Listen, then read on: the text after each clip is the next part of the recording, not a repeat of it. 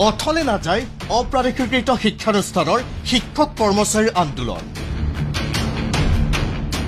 Budget অধিৱেশনতে সংশোধনীৰ বাবে উত্থাপনৰ যোজা প্ৰাদেশিকীকৰণ আইন। ফেব্ৰুৱাৰীৰ পৰা আৰম্ভ হ'ব বিধানসভাৰ বাজেট অধিৱেশন।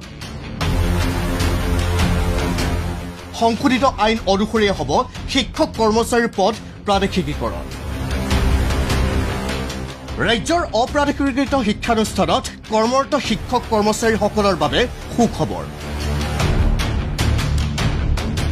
নৱবৰ্ষ 2025ৰ প্ৰথম অৰ্ধতে চৰ্ত সাপেক্ষে পদ প্ৰাদেশিকীকৰণ হ'ব বছৰৰ পাছত বছৰ ধৰি বিনা বেতনে সেৱা আগবঢ়াই অহা অপ্ৰাদেশিকৃত শিক্ষানুষ্ঠানত কৰ্মৰত শিক্ষক কৰ্মচাৰীসকলৰ। অখিল ভাৰতীয় বিদ্যাৰ্থী পৰিষদৰ ৰাজ্যিক অধিৱেশনত অংশ লৈ শনিবাৰে লখিমপুৰত এই ইংগিত প্ৰদান কৰে শিক্ষামন্ত্ৰী ডাঃ ৰণোজ পেগুৱে। আৰু আমি পাৰ্যমানে চেষ্টা কৰিছোঁ যে এক গ্ৰহণযোগ্য সমাধান আমি উলিয়াবৰ কাৰণে নতুন বছৰটোত মই কিছু ভাল খবৰ আহিব বুলিও আশাবাদী। গতিকে মই ইতিমধ্যে সকলোকেইটা শিক্ষক সংগঠনৰ লগত কথা পাতিয়ে আছোঁ। অৱশ্যে ইয়াৰ বাবে ফেব্ৰুৱাৰীৰ মাজভাগৰ পৰা আৰম্ভ হ'বলগীয়া অসম বিধানসভাৰ বাজেট অধিৱেশনত সংশোধনীৰ বাবে উত্থাপনৰ পূৰ্ণ সম্ভাৱনা আছে 2017 চনৰ প্ৰাদেশিকীকৰণ আইন। সেই মৰ্মে সকলো ঠিকে ঠাকে থাকিলে সংশোধন হ'ব প্ৰাদেশিকীকৰণ আইনৰ কেইবাটাও গুৰুত্বপূৰ্ণ দফা। বিশেষকৈ অপ্ৰাদেশিকৃত শিক্ষানুষ্ঠানত কৰ্মৰত শিক্ষক কৰ্মচাৰীৰ পদ প্ৰাদেশিকীকৰণৰ বাবে প্ৰতিখন শিক্ষানুষ্ঠানেই 2006 চনৰ 1 জানুৱাৰীৰ পূৰ্বে স্বীকৃতি অথবা অনুমতিপ্ৰাপ্ত হ'বই লাগিব।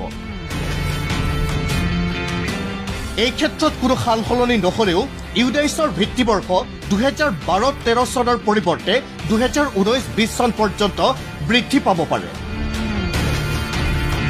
লগতে প্ৰতিখন অপ্ৰাদেশিকৃত শিক্ষানুষ্ঠানৰ বাবে ইতিপূৰ্বে নিৰ্ধাৰণ কৰা ছাত্ৰ ছাত্ৰীৰ সংখ্যাৰ পৰিমাণ সংশোধনীৰ জৰিয়তে কিছু পৰিমাণে হ্ৰাস পাব পাৰে।